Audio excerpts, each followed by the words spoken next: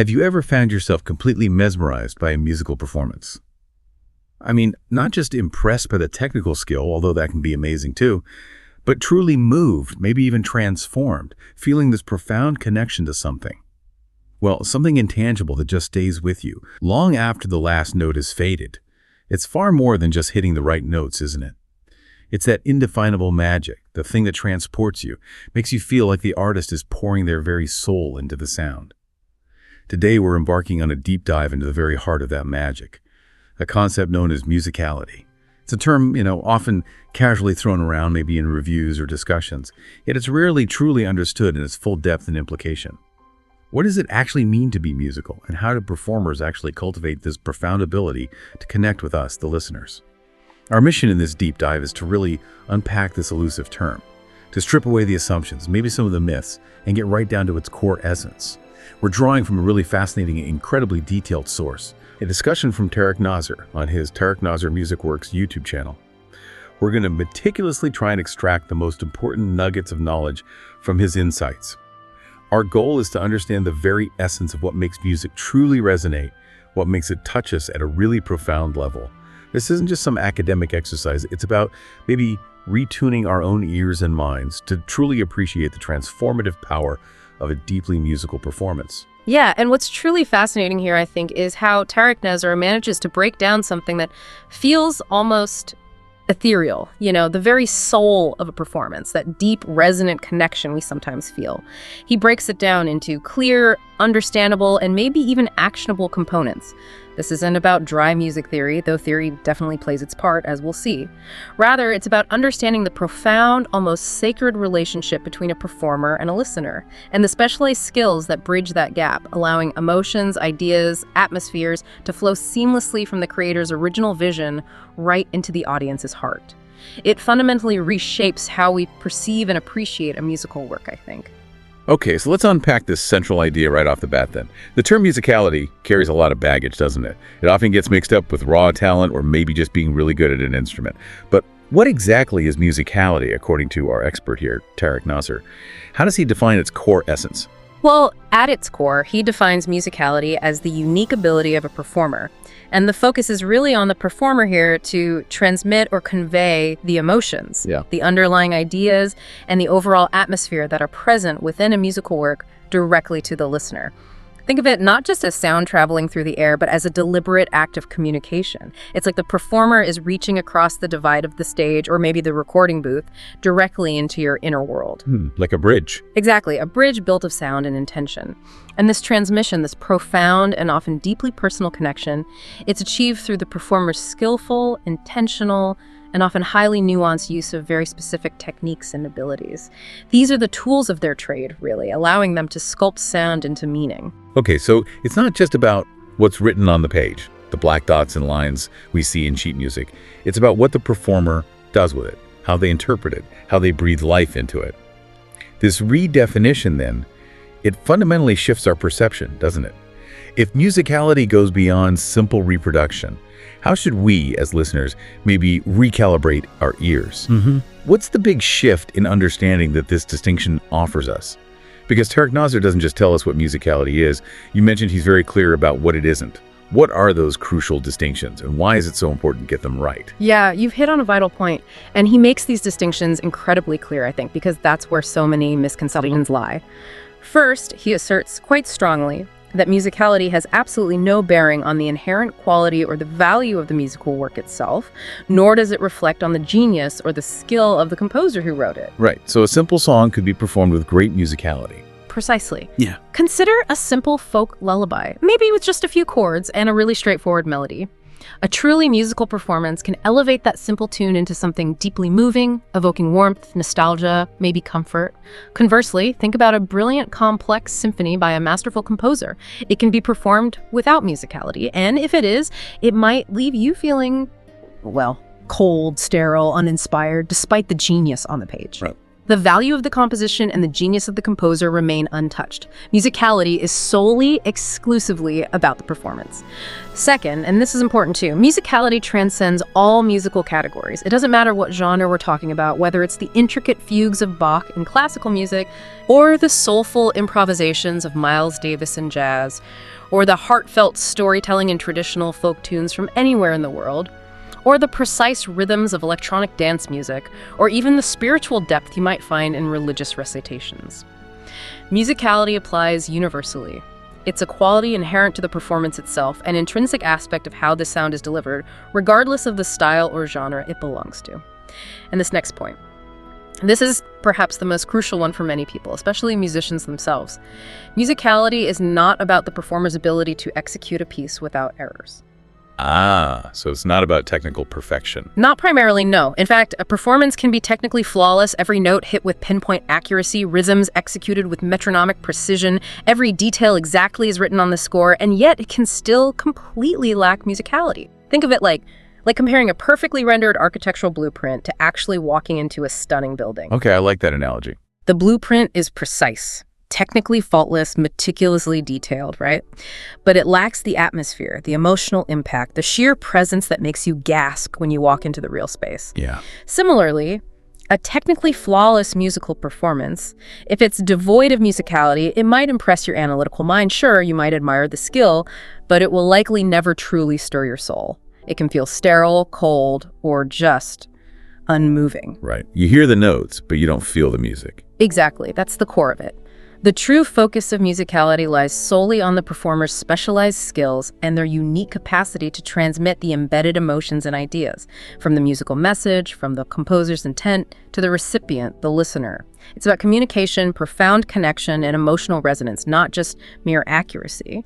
So, okay, if it's not about the composition itself or the genre, or even hitting every single note perfectly, what does this distinction really mean for us, the listeners? Why is it so vital to understand this difference? I mean, beyond just having a technical definition. Well, for listeners, I think understanding this distinction profoundly elevates the performer's role. It changes how you listen. They stop being merely a reproducer of notes, like some kind of highly sophisticated musical photocopier. Right, just spitting back what's on the page. Exactly. Instead, they become an essential conduit of emotion and meaning. They transform those abstract symbols on a page into living, breathing expressions. They are the interpreters, the storytellers, the emotional guides. They take the composer's vision, which might be centuries old, and bring it to a tangible, audible, and deeply felt reality for us, the audience, right now. It's their unique contribution, their personal alchemy, if you like, that truly brings the music to life in a way that resonates deeply within us. And this really highlights that musicality inherently involves both psychological and technical dimensions. Psychological and technical. Okay, tell me more about that. The psychological aspect is about the performer's deep understanding, their interpretation, their intent to convey emotion and ideas. It's the why and what of their performance. The technical aspect is the mastery of the physical tools and skills needed to precisely articulate that psychological vision, the how.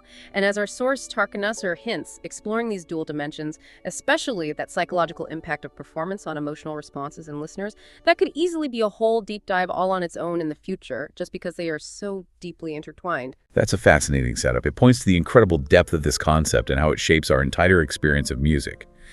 Now, to fully grasp musicality, you mentioned our source takes us on a journey through the entire path of musical creation. You described it like a river, right? Originating high in the mountains as the composer's initial spark, flowing through various stages of refinement, interpretation, all the way to the vast ocean of the listener's experience.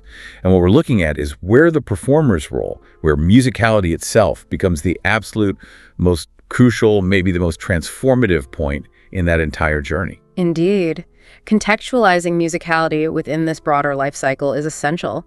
It's not just an isolated skill, it's a critical phase in a much longer process. And that journey begins quite naturally with the composer, the source of the river. Right, so first we have the composer's journey, the genesis of the musical idea. This is where the seed is planted, so to speak.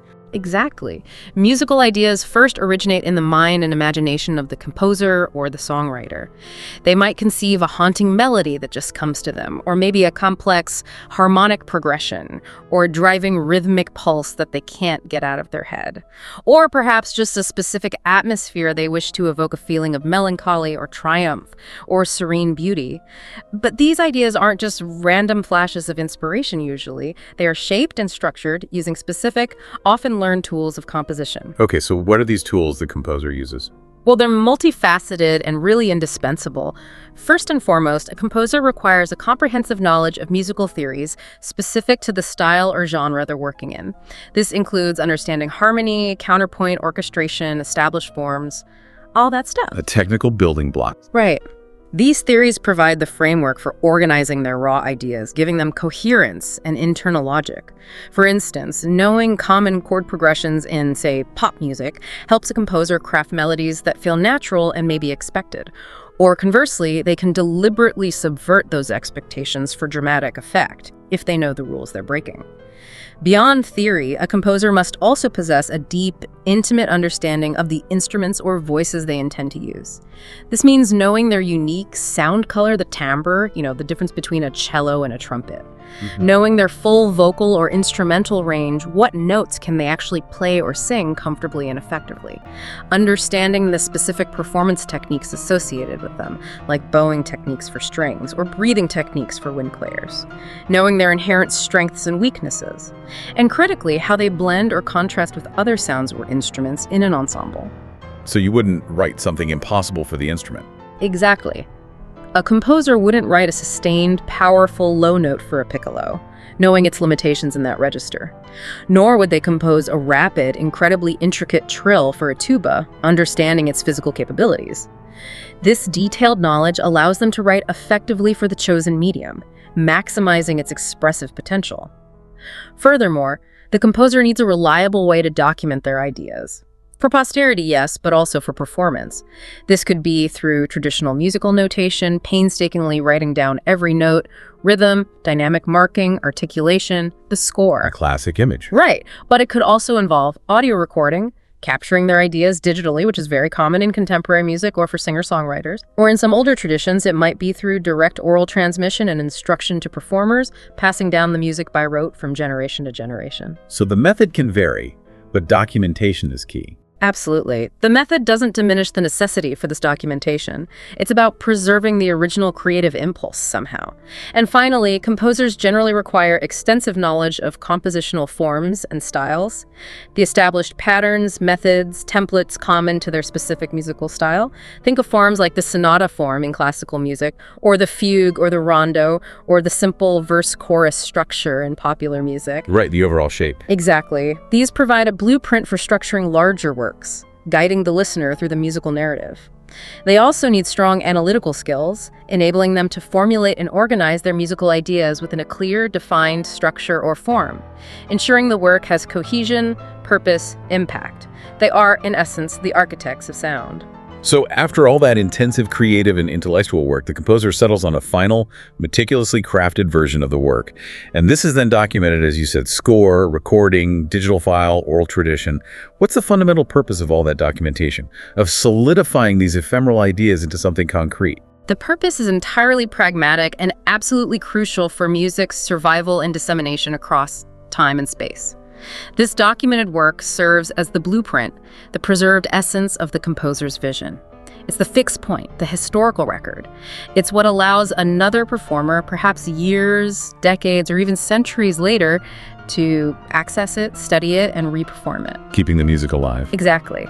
Without this documentation, the musical idea, no matter how brilliant or revolutionary, would largely vanish with its creator or morph unrecognizably. It would be lost to time and memory. It's fundamentally how musical heritage is transferred and sustained across generations. And this next point from Tarek Nasr offers a really intriguing shift in perspective, as you hinted earlier. He argues that everything we've discussed so far, the composer's genius, the theory, the documentation, that's not directly musicality. He claims this concept has its own precise domain. What is that crucial transition point, and why does he say that's the very heart of musicality? That's exactly it. So with the composer's vision meticulously documented, you might think the creative journey is more or less complete. The work exists. But Tarek Nasr argues quite passionately that this is precisely where the true musicality actually begins. He draws a very clear line in the sand, asserting that everything you've discussed up to this point, the composer's genius, the theoretical scaffolding, the very act of documentation, while absolutely essential groundwork. It isn't musicality itself, it's the raw material, the potential energy maybe. The transformative moment, he contends, is something else entirely, and it resides solely in the hands and mind and soul of the performer. So the performer takes the baton, essentially. Essentially, yes. That pivotal moment, that unique domain where musicality lives, resides solely with the performer. Musicality, defined as a creative musical performance phase, begins after the documented work is complete and available. It's the instant the performer picks up that score, listens intently to that recording, or receives that oral instruction. The key insight here, according to Nasr, is that the performer is the sole active agent in this phase. The composer has done their part. Now it's the performer's turn. Regardless of the music. Regardless of the musical content, whether it's a simple children's rhyme or a towering classical symphony, and regardless of whether the performer is an instrumentalist, a vocalist, or even an ensemble conductor shaping the collective sound, once that blueprint exists, the performer's profound journey with musicality begins. And they are the only ones who can take that inert information, those dots on a page, those recorded sounds, and bring it to life in that truly profound, expressive, and emotionally resonant way we call musicality. They become the bridge, as you said, between the composer's historical intention and the listener's present experience. Okay, stepping back to the bigger picture then. Once the performer has this documented work, the score, the recording their journey into musicality truly begins. And you said it's not just a casual glance, it's structured, almost investigative, like being a musical detective. A musical detective? Yeah, I think that really paints a vivid picture. It suggests a methodical, almost forensic approach to the music. It's not just about learning the notes, it's about uncovering the meaning behind the notes. So when these musical detectives pick up their magnifying glass, figuratively speaking, what are the first questions they need to ask themselves? Our source outlines 3 essential questions for the performer as they embark on this interpretive journey. What are they? They do indeed, and these questions form the bedrock of any truly musical interpretation. They guide the entire process. The first essential question the performer must ask is, what is the musical message? And this goes far beyond merely reading the notes on the page or hearing the pitches correctly. It's about identifying the core ideas, the emotional landscape, the overall atmosphere that are embedded within the work. What's the piece about? Essentially, yes. Is it conveying joy, sorrow, conflict, contemplation? Is it telling a story, painting a picture, evoking a specific feeling? Now, how does the performer uncover this? Sometimes it's relatively explicit. It might be evident through an accompanying text, like in a song or an opera, or a descriptive title, like Debussy's La Mer or Beethoven's Pastoral Symphony. Or sometimes there's a story explicitly described by the music itself, like in program music. But not always. Often not. Often it requires the performer to act as an historian and maybe even a cultural anthropologist. They need to investigate the circumstances and atmosphere surrounding the work's creation. What was going on in the composer's life? What was the historical period like? The cultural context, the political climate, even contemporary artistic movements. So real research is involved. Absolutely. This demands more than a surface-level reading of the score. It's about delving into context, intent, historical background to truly grasp what the composer wanted to convey. Sometimes it's even about understanding what they couldn't explicitly state due to censorship or convention, but hinted at musically. The second crucial question they must ask is, what are the sections of the work? Every musical work, no matter how short or long, simple or complex, possesses an underlying structure, an architecture composed of distinct sections. Like chapters in a book. That's a great analogy. Yeah. Whether it's a verse and a chorus in a pop song, or an exposition, development, and recapitulation in a sonata-form movement, or a distinct theme and its variations, each section typically serves a distinct function within the overall narrative or argument of the piece. Each section might possess unique melodic or harmonic characteristics, and each often contains specific ideas or moods that demand a different approach from the performer. Understanding this architecture is absolutely critical for a coherent and meaningful performance. Why is it so critical? Because it informs how they shape the narrative arc of the piece. Where do they build tension? Where do they find release? How do they guide the listener through the emotional journey the composer laid out? Without this structural understanding, a performance can feel, well, aimless. Like a rambling story without a clear plot or sense of direction. It loses its impact. And finally, the third and equally vital question, directly linking interpretation to action, is what technical skills are needed to convey these ideas? This is where the rubber meets the road, so to speak. It connects the performer's intellectual and emotional interpretation to the practical, physical execution. How do I actually do this? Exactly. It's about translating that profound understanding of the musical message and its structure into concrete performative action. For instance, if a section is meant to convey soaring optimism, the performer might realize, okay, to make this feel optimistic, I need impeccable control over dynamics to achieve a powerful crescendo. And I need a specific kind of articulation, maybe bright and slightly detached, to make the ascending lines feel buoyant and triumphant. If another section needs to feel intimate and vulnerable, they might lean on subtle tempo fluctuations, a little push and pull, or rubato, and maybe very delicate control over silence, letting pauses speak. It's the bridge between their internal conception, this is what it means, and the external expression, this is how I make the listener feel it. The performer asks, given this emotional and structural understanding, what specific physical actions and technical tools do I need to master and deploy to make you, the listener, feel exactly what I intend to convey? So these three questions, the message, the structure, the skills, they aren't just a one-time checklist, are they? It sounds much more like an ongoing, evolving process.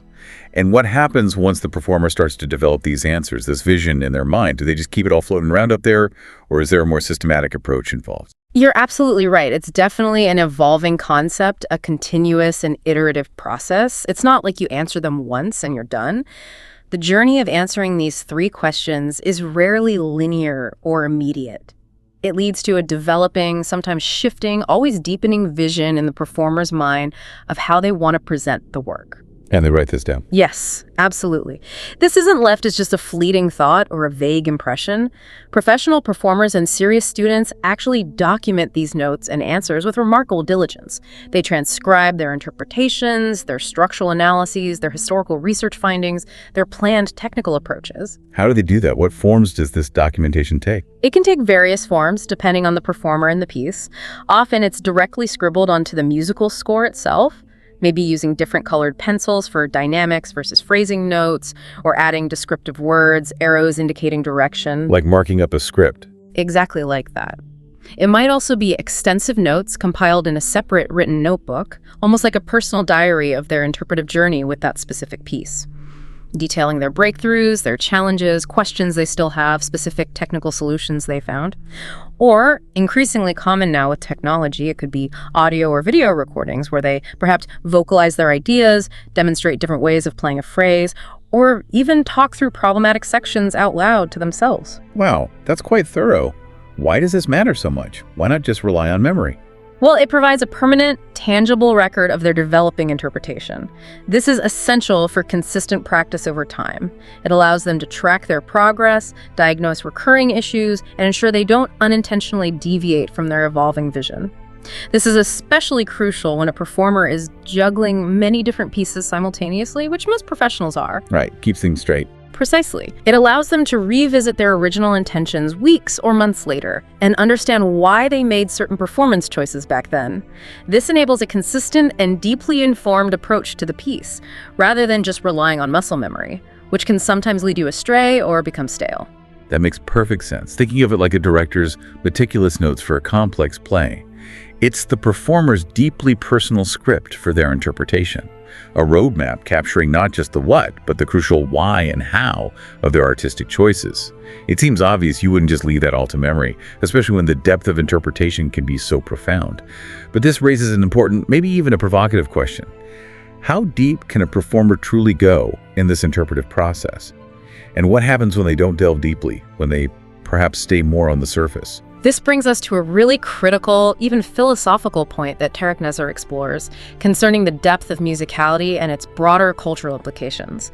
The ability to truly read the musical message with that kind of deep insight, and then to form a unique, original, and genuinely insightful performance vision, well, it demands significant prerequisites. It requires, often, a broad cultural understanding, a comprehensive grasp of human experience maybe gained through life itself, and a certain level of emotional and intellectual maturity. So it's not just about musical training. Not solely, no. And our source points out that this deep level of interpretation, this willingness to truly wrestle with material and imprint a unique perspective onto it, is unfortunately often not attained by many performers. So what happens instead? What's the more common approach?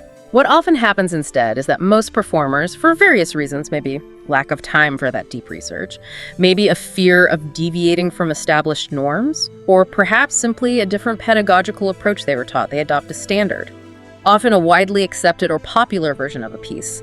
They essentially replicate or imitate an existing celebrated performance, creating what Tarek Nasr might call a museum copy. Museum copy, okay. Is that necessarily bad? Not entirely. Creating these museum copies of classical or heritage works is undeniably valuable for preservation. It has its place. It ensures that the established, well-regarded interpretations of important works endure and are accessible for future generations to hear and learn from. Right, it keeps the tradition alive in a way. It does. However, Tarek Nasr argues it's crucial that this focus on preservation doesn't inadvertently inhibit or even suppress those performers who do have the capacity and the drive to re-explore the original musical work with fresh eyes and ears. There absolutely should be ample room encouragement even for performers to think outside the box, as the cliche goes, to delve deeper into the primary source material, the score itself, the historical context, and to uncover hidden ideas, subtle nuances, or even previously overlooked emotional landscapes, things that other performers might have missed or perhaps consciously chosen not to emphasize in their own interpretations. So it's not about changing the composer's notes, but finding new meaning within them. Exactly. This isn't about contradicting the composer's original intent or twisting the music into something unrecognizable just to be different. Not at all. Rather, it's about offering the same work but with a fresh perspective, illuminated by the performer's unique experience, their contemporary insights, their personal emotional intelligence, and their distinct artistic voice. It's the same timeless piece, but seen through a new, vibrant lens. This allows it to speak powerfully to a new generation or to reveal aspects that were previously unheard or unappreciated. And what's the danger if this re-exploration is stifled? The danger, if we zoom out to the broader cultural impact, lies in the suppression of this re-exploration, preventing it perhaps under the guise of rigidly preserving heritage or maintaining an unyielding tradition, or even just fearing a deviation from the norm can lead to a broader cultural mindset, a mindset that stifles reinterpretation and critical engagement with all forms of cultural expression, not just music. Think about it. This kind of intellectual rigidity, a sort of cultural preference for the accepted version, and a suspicion of new interpretations.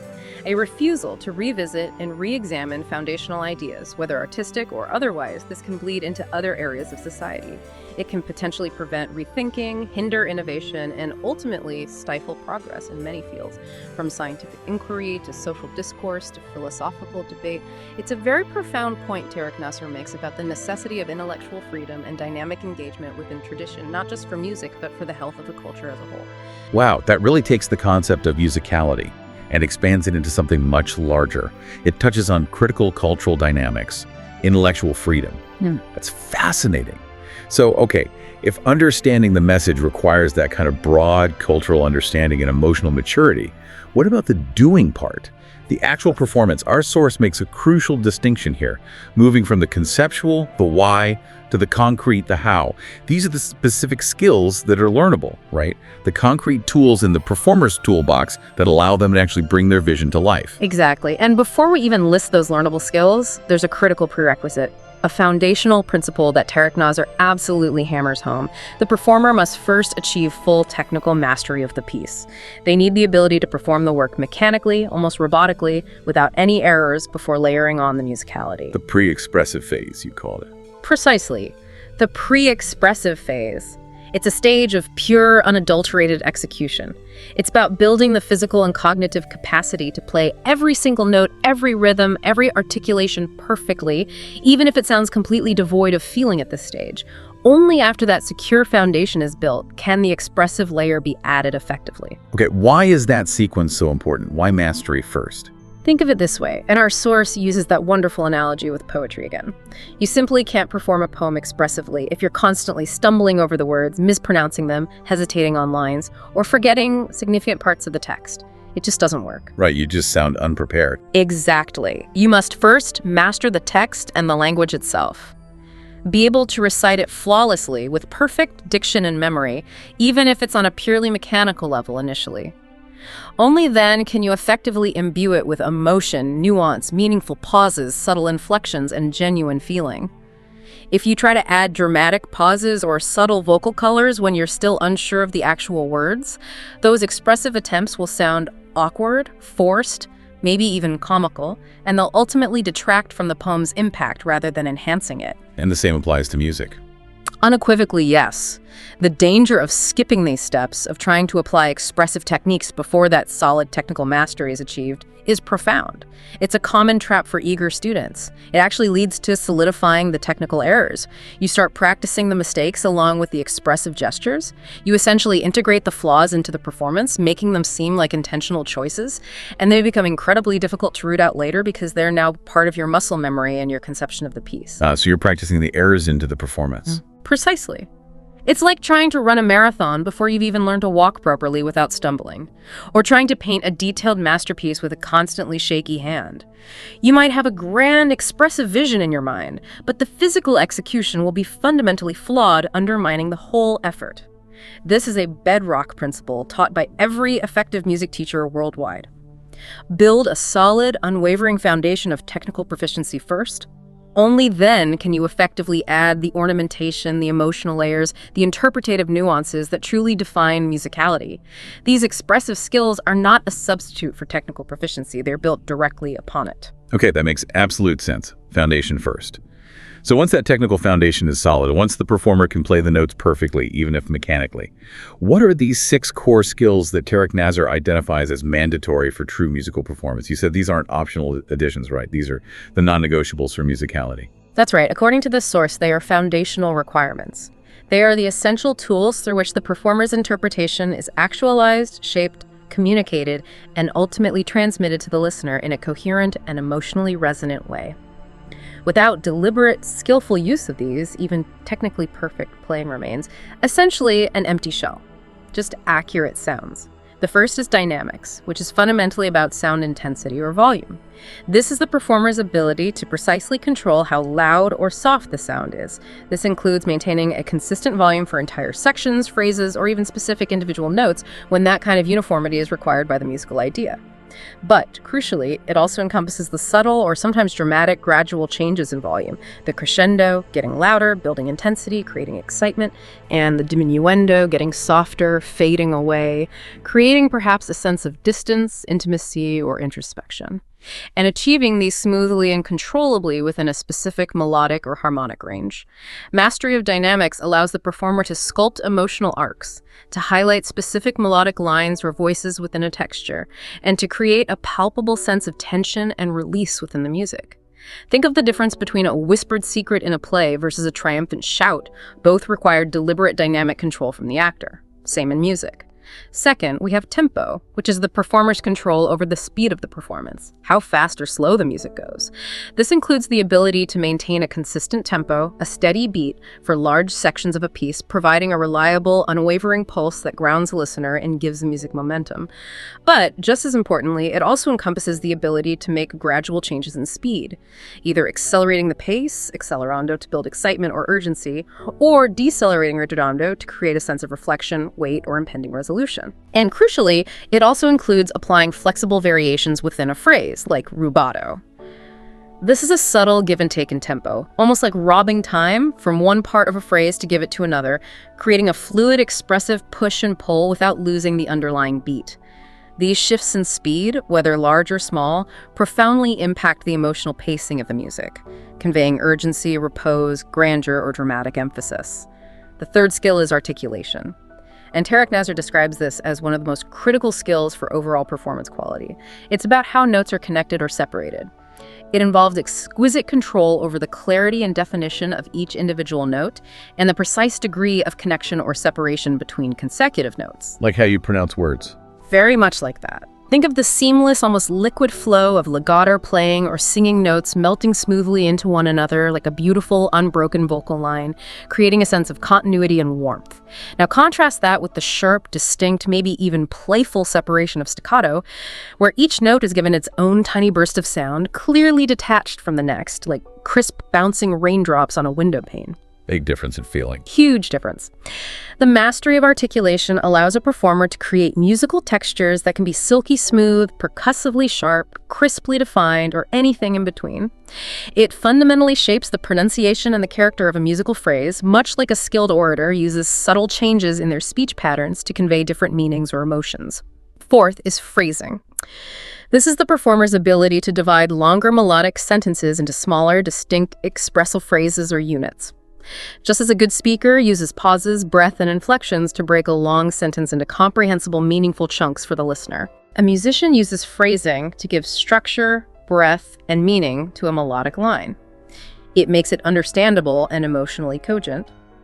Now, where do these phrase divisions come from? They can originate from the composer's original notation. Sometimes they explicitly mark phrases with slurs or other signs. They might come from an editor's interpretation printed in a specific edition of the music. Or, crucially, they can arise from the performer's own unique vision, developed during that meticulous message reading phase we discussed earlier. This is how I hear this line needing to breathe. So the performer has agency here too. Absolutely. The key here, though, is that the phrasing must always serve the overall idea or message the performer intends to convey. It's not arbitrary. It's about shaping the musical narrative into digestible, emotionally resonant units, guiding the listener's ear effectively through the melodic journey. Fifth, and this is one that Tarek Nasr feels is often surprisingly neglected by performers, despite its immense expressive potential: control over silence. Silence is a tool. Exactly. Moments of silence or rests in the music are not merely empty spaces where nothing happens. They're not just gaps. They can actually be golden expressive moments, as he puts it, if they are used skillfully and intentionally. This requires precise control over their duration. Is it a sharp cutoff leading to silence or to gentle fade? Is the silence brief and tense or long and reflective? And also, how does that silence connect with the musical phrases preceding and following it? A well-placed pause, perfectly timed, can create immense dramatic tension. It can provide a crucial moment for breath and reflection for both the performer and the listener, or it can highlight a subsequent musical idea with startling clarity, making it land with much greater impact. Sometimes silence carries as much weight, maybe even more, than any played note. I can think of examples like that. That moment of quiet before a huge chord hits. Precisely. Think of the chilling silence just before a dramatic climax in a film score, heightening the anticipation. Or the hushed, pregnant breath a great singer takes that makes the next phrase feel incredibly personal and intimate. These aren't empty spaces. They're charged with intent. They shape the emotional landscape and deepen the listener's engagement profoundly. And finally, the sixth essential skill is understanding styles and genres. This is broader, but just as vital. Performers must have extensive knowledge of the distinct styles, the conventions, the characteristic patterns, the performance practices of the specific musical genre they are performing. Every musical culture, every historical period, think Baroque versus Romantic versus 20th century modernism, and even individual composers within those periods often have a unique style or taste, a specific aesthetic fingerprint. So playing Bach shouldn't sound like playing Chopin. Exactly right. They require different approaches to almost all the other skills we've mentioned: dynamics, tempo flexibility, articulation, even the use of silence. Tarek Nasr gives the example that even if a melodic phrase, just the sequence of notes, is identical across different pieces, say, a simple rising scale appears in a traditional Irish folk melody and also in a Mozart piano sonata. The style of performance, the subtle application of dynamics, tempo, articulation, maybe ornamentation, will ultimately reveal the unique character of the composer, the era, or the cultural context. It tells you where the music comes from. Achieving the appropriate style requires deep immersion. Listening widely to other works within that genre, studying historical recordings if available, reading about performance practices of the time, understanding the cultural backdrop. This allows the performer to internalize the features of that style and then consciously apply all the previously mentioned skills, dynamics, tempo, articulation, phrasing, silence to achieve that specific style or flavor that authentically communicates the music's origin and intent. It makes the performance truly credible, convincing, and compelling within its own world. Okay, those 6 skills: dynamics, tempo, articulation, phrasing, silence, and style genre understanding provide a really comprehensive toolbox for the performer. So if these skills are so crucial, foundational even, why is it that some people use the term expressive performance interchangeably with musicality? You mentioned earlier our source has a strong opinion on this, almost seeing it as a conceptual error, a blurring of lines that diminishes the true meaning of musicality. Can you elaborate on that? Yes, this brings us back to a point about definition and clarity that Tarek Nasr feels is very important. It addresses a common misconception. He intentionally and quite rigorously avoids using the term expressive performance as a direct synonym for musicality. He sees it as a fundamental mischaracterization of what musical performance actually is. Okay, why is that distinction so important to him? What's wrong with saying expressive performance? The reason for this precise distinction is quite profound, actually.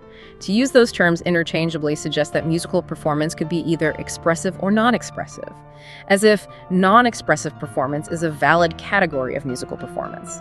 Ah, I see, like it's an optional add-on. Exactly. It implies expression is something you can choose to add or not add to a performance. But according to the source's definition, this is fundamentally incorrect.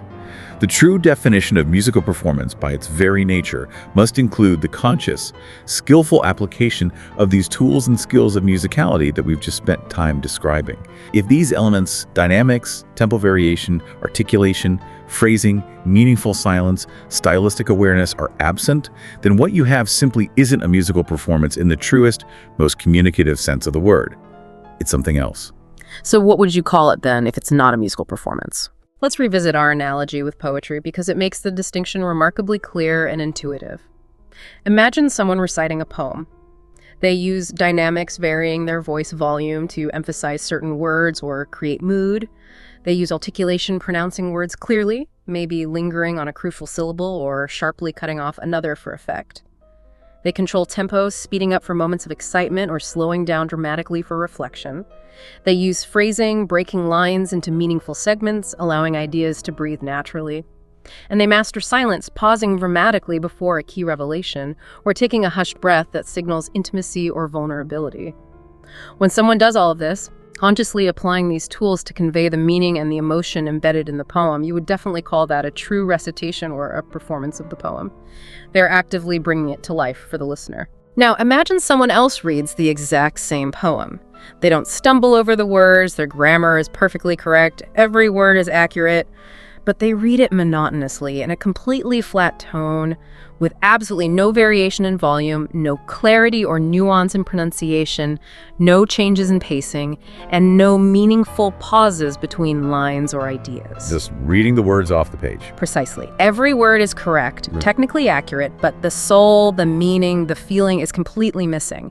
Even though every word is accurate, you wouldn't call that a recitation or a performance, would you? No, definitely no. You might say they simply read the poem, or reviewed the text, or perhaps even just sounded out the words. It lacks the essential quality, the communicative intent, the artistry of a performance.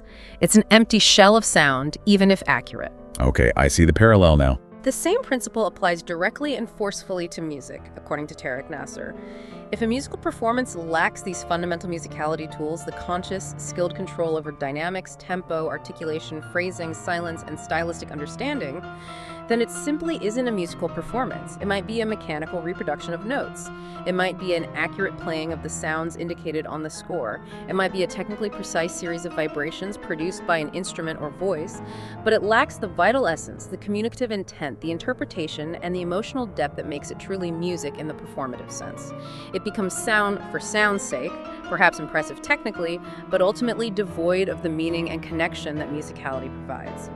And, as Tarek Nasr notes, because musicality always encompasses both that psychological interpretive dimension, the what and why, and the technical skill-based dimension, the how, this is why he suggests diving deeper into each of these in subsequent discussions. To truly dissect how they work together synergistically to create those profound, transformative musical experiences that speak so directly to our shared human experience. Okay, that clarifies things significantly. Musicality isn't an optional extra. It's a defining characteristic of what makes a performance truly musical. So, wrapping things up here, what does this all mean for you, our listener? We've taken a really deep dive today into musicality. It's a concept that truly elevates music from mere sound, however complex or simple, into profound communication. We've unpacked its core definition, carefully distinguishing it from just technical accuracy or the inherent value of the composition itself. We've traced its journey following Tarek Nasr's insights from the composer's initial spark, through the crucial stage of documentation, right into the performer's hands and mind. We understand now precisely where musicality takes center stage as that vital act of interpretation and transmission.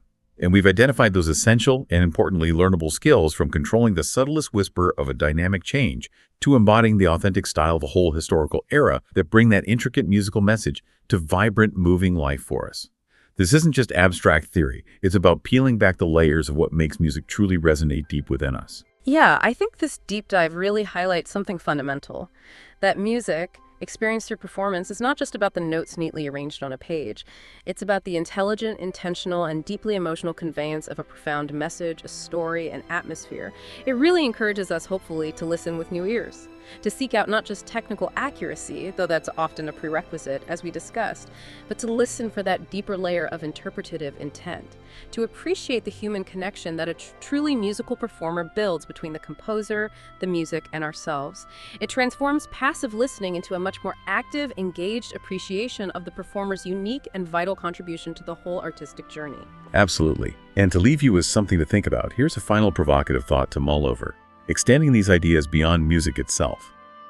If musicality is fundamentally the art of conveying emotion, ideas, and atmosphere through skillful, intentional performance, how does this concept apply beyond the concert hall or the recording studio? Where else in your life, maybe in powerful public speaking, in captivating storytelling, perhaps in the way a brilliant teacher conveys complex ideas with clarity and passion, or even in how you present yourself or your own ideas in a crucial meeting or conversation? Where else do you see that critical difference? The difference between mere execution, just getting the words out or the points across, and truly profound, impactful communication that resonates, persuades, and connects. How might understanding musicality in this broader sense change how you engage with or how you appreciate any form of artistic or even daily communication? Might it prompt you to seek out and perhaps even cultivate in yourself that deeper connection, that truly resonant message? Thank you so much for joining us on this deep dive into the essence of musicality. We hope you're now not just informed about the mechanics and meaning, but also inspired to listen and experience music, and indeed all forms of communication, with a new level of understanding, depth, and appreciation.